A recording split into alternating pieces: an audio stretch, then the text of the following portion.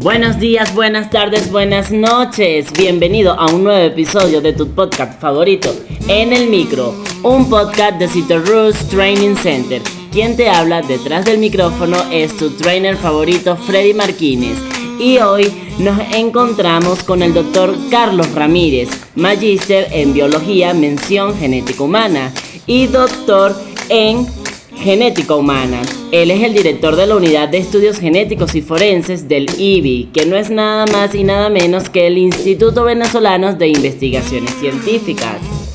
Bueno, ahorita vamos a tener una pequeña entrevista con el doctor, conociendo toda su trayectoria a nivel de su área de investigación. Acompáñanos. Bienvenidos a En el Micro, un podcast de CITORUS Training Center. Ahora, un momento de publicidad. Este mensaje llega a todos ustedes gracias a nuestro patrocinador CITORUS Training Center. A lo largo de tu vida, tú eres lo que aprendes, lo que compartes, lo que te esfuerzas, lo que sueñas, lo que te apasiona, lo que te inspira. CITORUS TC es tu plataforma de educación a distancia, la marca de un citolover de corazón. Sigamos aprendiendo juntos. Bienvenido, doctor Carlos. Bueno, es un placer para nosotros poder conversar en esta oportunidad y tenerlos aquí en el podcast de En el Micro. Queremos realizarle unas pequeñas preguntas y bueno, principalmente agradecerle por aceptarnos esta invitación. Doctor, cuéntenos, ¿cómo fueron sus inicios en el área de la investigación en genética? Buenos días, buenas tardes, dependiendo a qué hora es el podcast. Y muchas gracias por la invitación. Bueno, yo inicié el proceso de formación en el área de biología hace unas cuantas décadas atrás. Pero específicamente al llegar al segundo año de la escuela de biología, descubrí que existía la genética. La ciencia que estudia el origen y evolución de los sistemas biológicos y la transmisión de la información genética. Y comencé a interesarme a partir de ese momento, es decir, en el segundo año de la escuela, y terminé haciendo una subespecialización en el área de genética. Entonces, eso me ocupó 3 años específicamente, ¿no?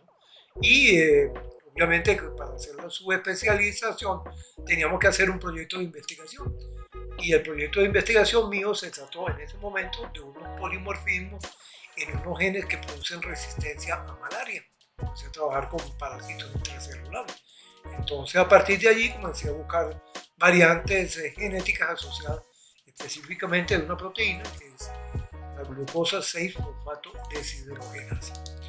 Y en ese momento, bueno, es un grupo patrocinado por la Organización Panamericana de la Salud, es un grupo muy grande, donde se hacía epidemiología a todos niveles, desde la genética, la clínica y obviamente el roce con esa cantidad enorme de personas que trabajaban en el proyecto me permitió tener una visión más amplia de lo que podría ser la genética.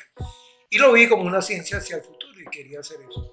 Y entonces después, evidentemente, después de graduado en la universidad, decidí hacer un posgrado y bueno, a partir de ese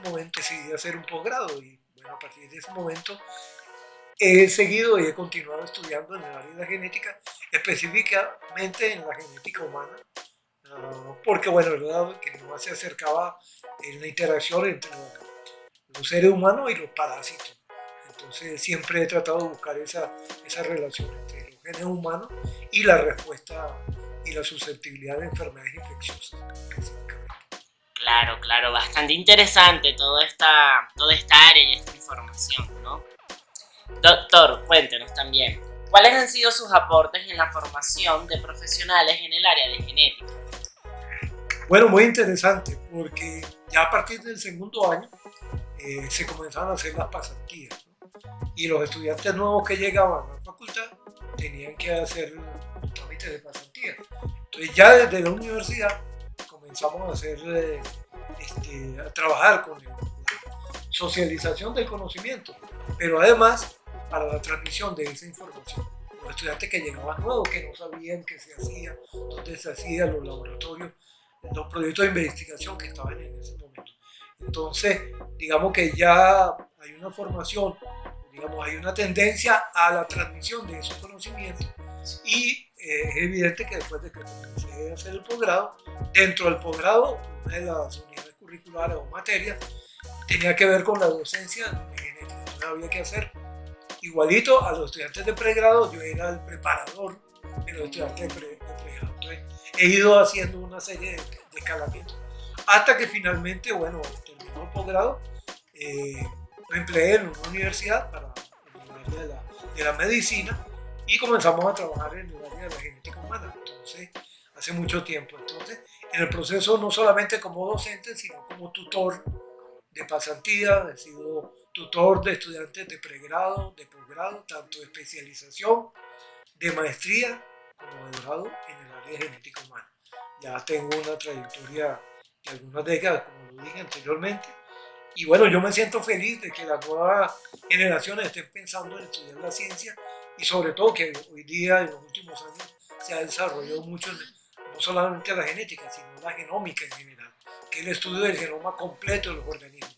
Antes nos interesamos por una mutación puntual, por un cambio en una base en el ADN, ahora estamos estudiando. ¿Por qué? Porque hay desarrollos tecnológicos que hoy día sí nos lo permiten. Hace 30 años no existía esta metodología, herramientas tecnológicas, y ahora tenemos lo que se llama secuenciadores de nueva generación, ¿sí? Lo que llaman NGS. Así mismo. Doctor, ¿y en qué universidad usted trabaja como profesor, como docente? Bueno, es una historia muy larga, porque ha venido en muchos sitios.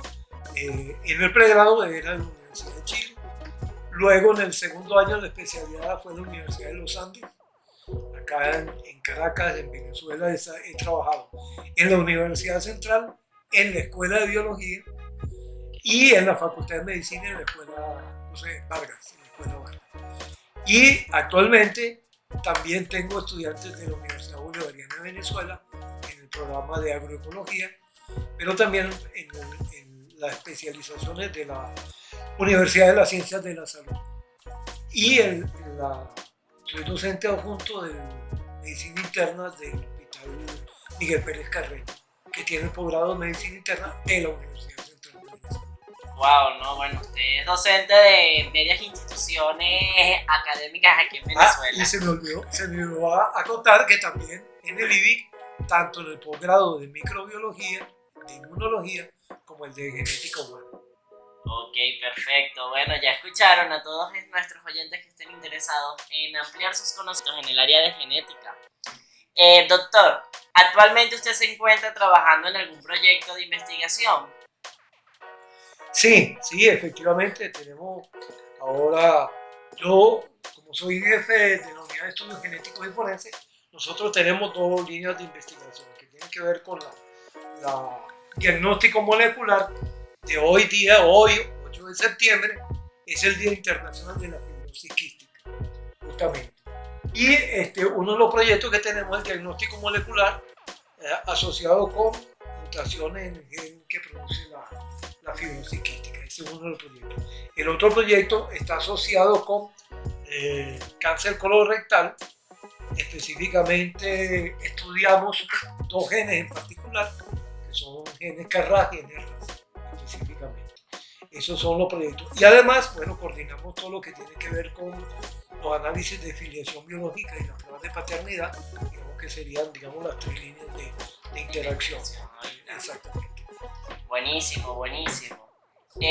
Bueno, doctor, para terminar, ¿qué mensaje nos daría usted a toda esta generación que viene en ese proceso de formación y que está tratando de ampliar sus conocimientos en lo que es el área de la genética? ¿Qué consejos nos da?